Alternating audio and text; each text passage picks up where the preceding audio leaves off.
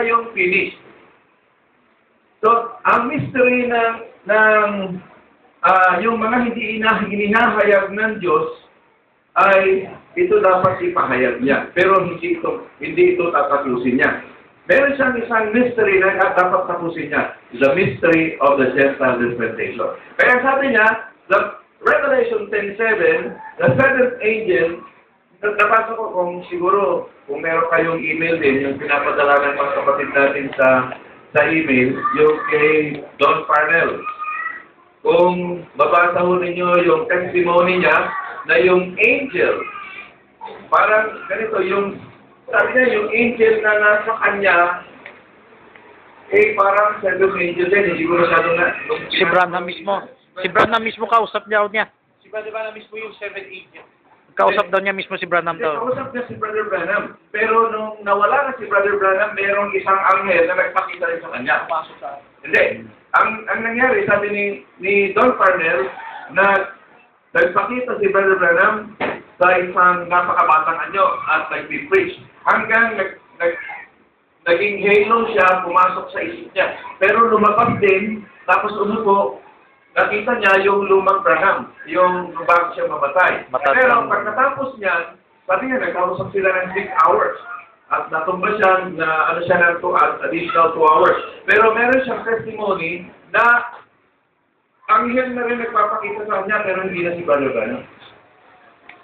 Basta nagpakita sa kanya ng 6 hours, patagal silang nag-usap, at meron siyang commission. Pero kaya sinasabi ng grupo ni Parnell, I will ride this trail again.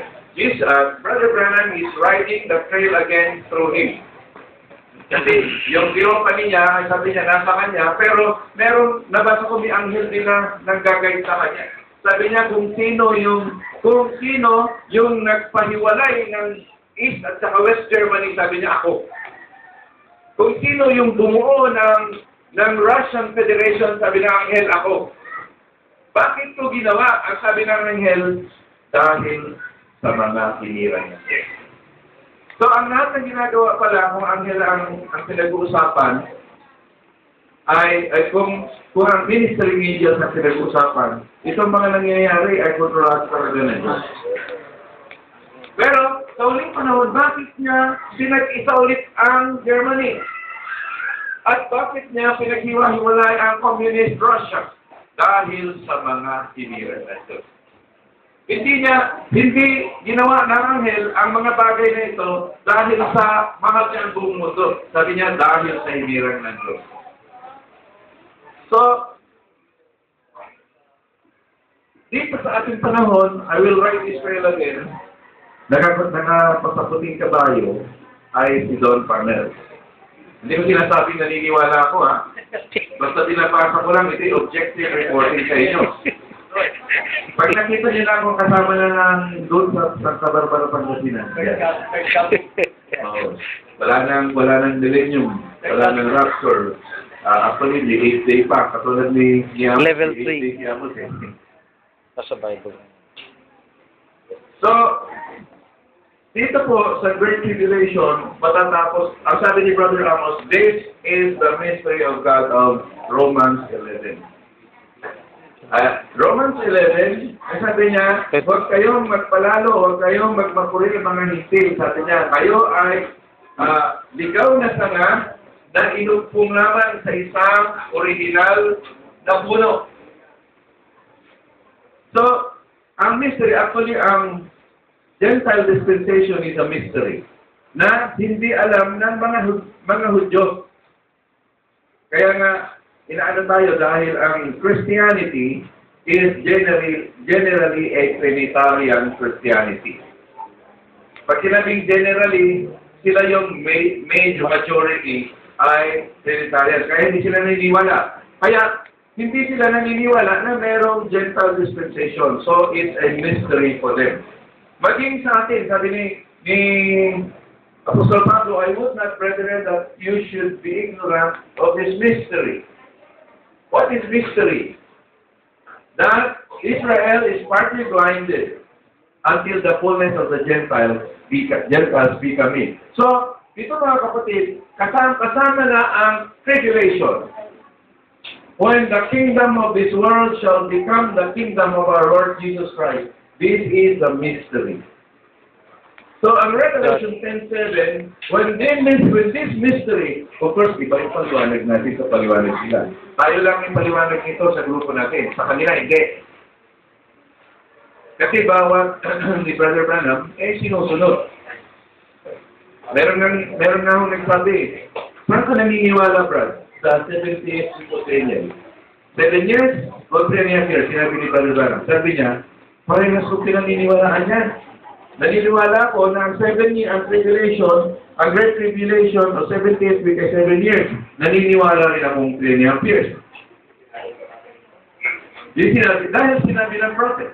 Pero ang ano po natin, mga kapatid, is, although may sabihin natin may progressive revelation, ang prophet, at may progressive revelation din tayo, pero marami sa statement ni Brother Branham, kahit napatungkol sa tribulation, na hindi natin nakukuha yung kaisipan niya.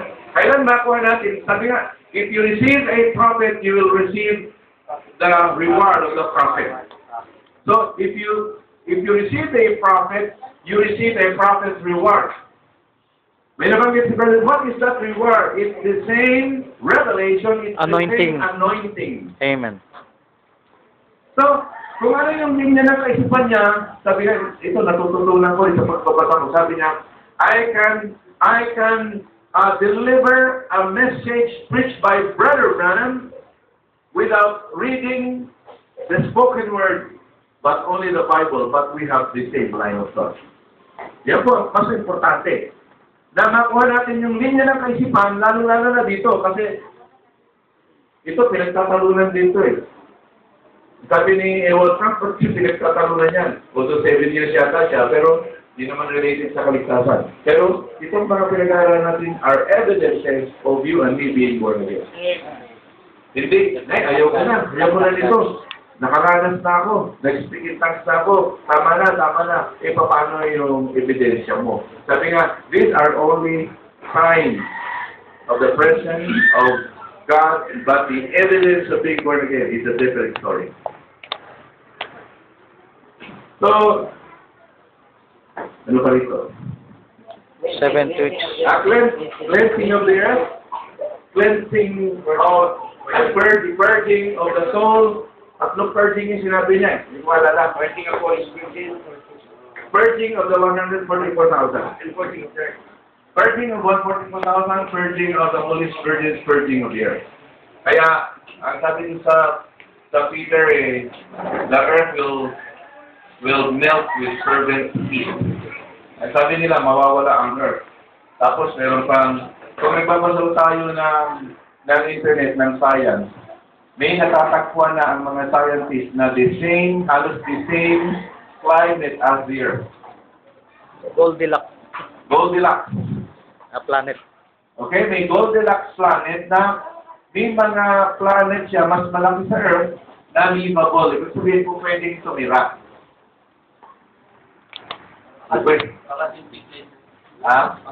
Baka si Brother Eric doon eh. Kasi, kung pwede nating lakbayin. Kasi aangat eh. So, dito, sino ho ba yung nandito? Idadagdag ko mga kapatid ha? Idadagdag ko yung, kasi pinag-usapan, sino ho ba ang papasok sa religion? Yun, malaki yan. Okay. Hiniram ko lang ito sa narinig kong pagtuturo. Pero nawaan ko, ituro ko na rin. Amen? So, sa Gentile at saka sa Jew.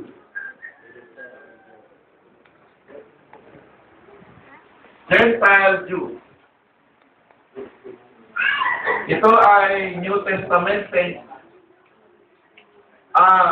Bakit ho New Testament saints wala bang mga Hudyo na na-convert sa 7 church ages? Meron. Pero bakit Gentile bride? Di ba sila bride? Bride din sila. Pero bakit sila sinabing Gentile bride? It's a general term na majority ng convert o born again 7 church ages ay mga hindi. Si Pablo ba, hindi Bright? Hindi naman siya kabilang sa kwan eh. Hindi naman siya kabilang sa hintil eh. Ay sa Old Testament saints eh. Oh, hindi rin kabilang sa 144,000. Saan sila kabilang? Sa New Testament. Right. That's right. Ang counterpart ay Old Testament saints. General term din yan yung Hebrews. Kasi pag sinabi mong Jew, parang nagduduwal tayo eh. Pag sinabi natin Hudyo, yung pala ina-apply natin buong Israel. Pero kung nag-aaral ka ng history, ang Israel ay nahati sa dalawa, isang Israel, isang Juda. Ako sa unawa ko, kaya tinawag na Juda na Jew dahil sa dito sila sa Juda, kaya Hudyo. Pero pag sinabi natin Hudyo ngayon, ay synonymous sa salitang Israelite. Hindi naman dapat Hudyo, di ba? Dapat Israelita, kasi Israel. Pero pag sinabi mong Hudyo, buong Israel na sa ngayon.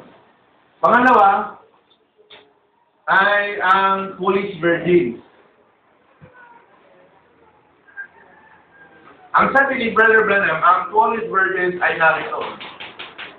Of course, ito ay dual application ulit. O, pwedeng sabihin ni Brother Branham na bawat church age ay merong foolish virgin, pero sa isang church dispensation ay merong foolish virgin. Kasi sabi ng isang mangangaral, pwede niyang sabihin kasi siya yung ginamit sa mga hintil. Pero, alam natin na sa turo ni Jackson, ni John, ni Amos, at ni Brother Francis, at tinuturo na rin natin, ang foolish virgins will come out of the Great Tribulation. Ang counterpart sa Hudyo ay ang 144,000. Makita po natin sa Revelation 7. Hindi ko na babanggitin. Total, alam naman natin lahat. At ang pangatlo, ang Revelation 12 woman.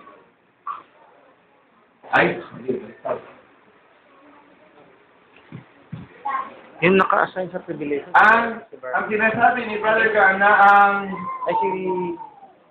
Matthew 25 sheep. Tama kasi ilan lang per doon. Matthew 25 sheep at ang counterpart sa Hudyo ay ang Revelation 12 woman. So, nasaan sila? Dito, sabi ng banal na kasulatan, itinago sila ng Panginoon for 3.5 years. Kung saan ang wrath of the Antichrist ay kumikilos na. Pag kumilos ang wrath of the Antichrist, kailangan, ang sabi ng banal na kasulatan sa Revelation 12, itinago ng Diyos itong mga Hudyong ito for a space of 42 months para hindi abutin ng Antikristo at sila ay pumasok sa millennium na mayroong mortal bodies. Mortal bodies to be regenerated. At sabi ng ibang mga ngaral, ang regeneration, bagamat ngayon sa mga bride at mga Gentiles, dito sa 1 to 7, ay merong regeneration tayo. Pero pagdating sa kanila, na hindi nila naranasan ang regeneration, ay merong regeneration dahil ito ay papasok sila as mortal bodies. Ganon din ho itong 25, 25, yung ships na ka-counterpart ng o kaiba sa good. So dito sila manggagaling, pero mamamatay ba sila? Yes, mamamatay dahil doon sa 5th seal, ang sabi ng banal na kasulatan, ang 144,000 ay ang sabi niya, kailan mo kami ipaghigati, sabi ng Souls Under the Altar, ang sabi ng banal, ang sabi ng Panginoon, hanggang mapatay ang inyong kapwa-lingkod. Ang kapwa-lingkod nila ay ang mga 144,000. Ito ay sabi natin, equivalent siya ng foolish virgin, mamamatay lahat yung mga yan, pati Pauline Vergel.